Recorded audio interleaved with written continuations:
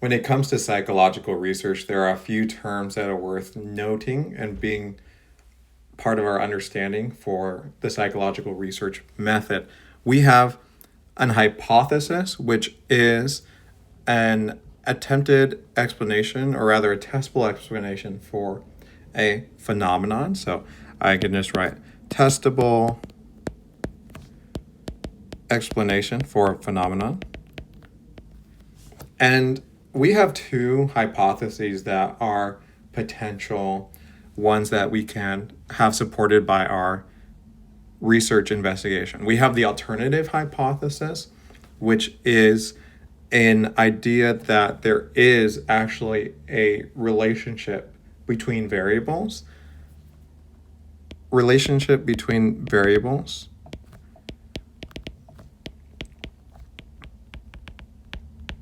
And this is the basis for the alternative hypothesis comes from prior assumptions or prior data.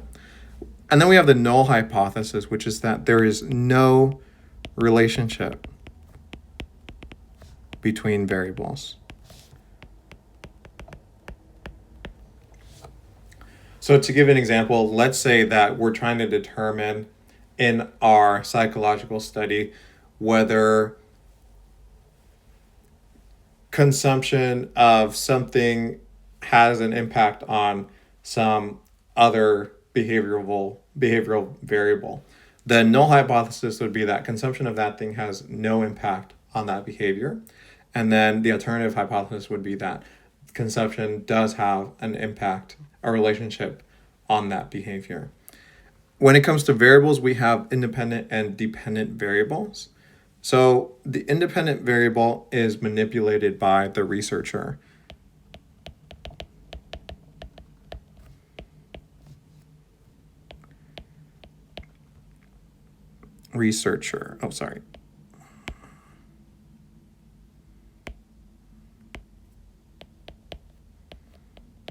So in our example, the independent variable is presence or absence of the consumable thing. And then the dependent variable is the measured outcome. So in our example, the behavior is what we measure as the outcome. And the truth is, this isn't just true of psychological research method.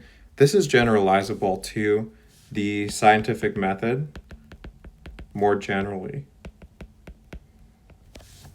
In psychological research, there are two kinds of studies. We have correlational studies and experimental studies. Correlational studies aim to show relationships. So they aim to describe relationships between variables, but not causality.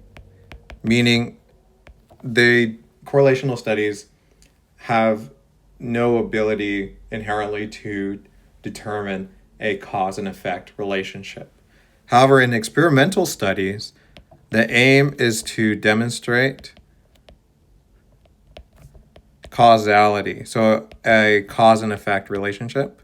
Oh, let me go ahead and delete that.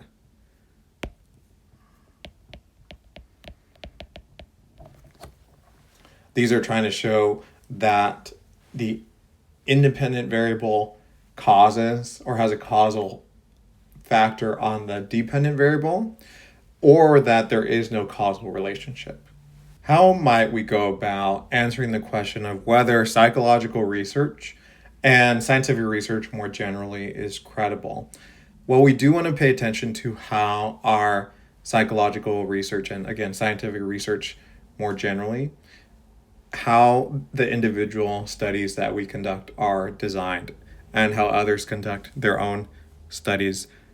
There are different things we can look at, especially for psychological research, to determine whether the study is done in a good way. And one is by looking at things like the placebo effect. Since psychological studies are so tied to human behavior, what can happen sometimes is that there can be a big influence of the human mind on the outcomes of the patients that are being studied. So the placebo effect describes this phenomenon that occurs when a sample of the different people undergoing the study are given a placebo, which is something that doesn't actually work. It might be, for example, if some test subjects are being given a treatment for depression, some might be given an actual pharmaceutical, and then others might be given a sugar pill, which is a placebo that doesn't actually have any active drug substances in it. And if the people who are given the sugar pill report decreased levels of depression, that would be a good example of the placebo effect, where they expect the pill that they're taking to work. And it does help them because their own internal mental processes have the expectation that it will work. So that would be something where the placebo is significant to the research study and might make us take a more qualified approach to how we interpret the effects of the actual drug in that experiment. Some other things that we want to look at are things like reliability and validity. Reliability and validity. We can think of reliability as reproducibility, meaning we want to be, I misspelled that. Reproducibility. Okay, what does this mean? This basically means that we want to be able to take a study and reproduce it such that whenever we do reproduce it, we receive similar results, so that it's not just a one-off thing that doesn't actually happen on a repeated basis. Validity refers to the accuracy of a study. And we have two types. We have internal validity and external validity. So the question with internal validity is a study actually doing a good job of measuring what it was meant to measure?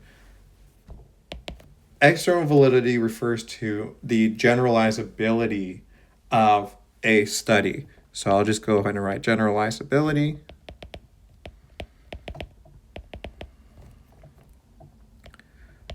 And then internal validity measures what was intended.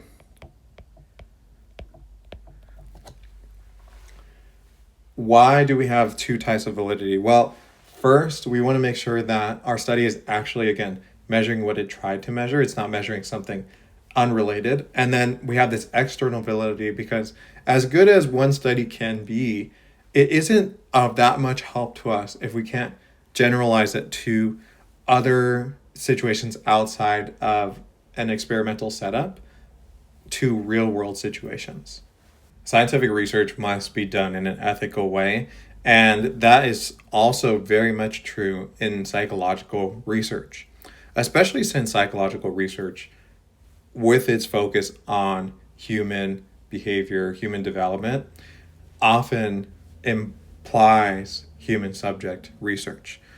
And there's so many ethical principles that we want to think about, taking the best insights from ethics, which is a subdiscipline of philosophy, when we think about ethical research practices. Some things like protect vulnerable populations,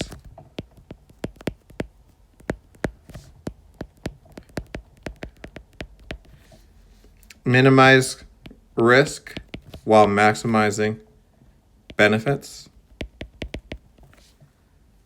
maintain confidentiality, and then many other considerations.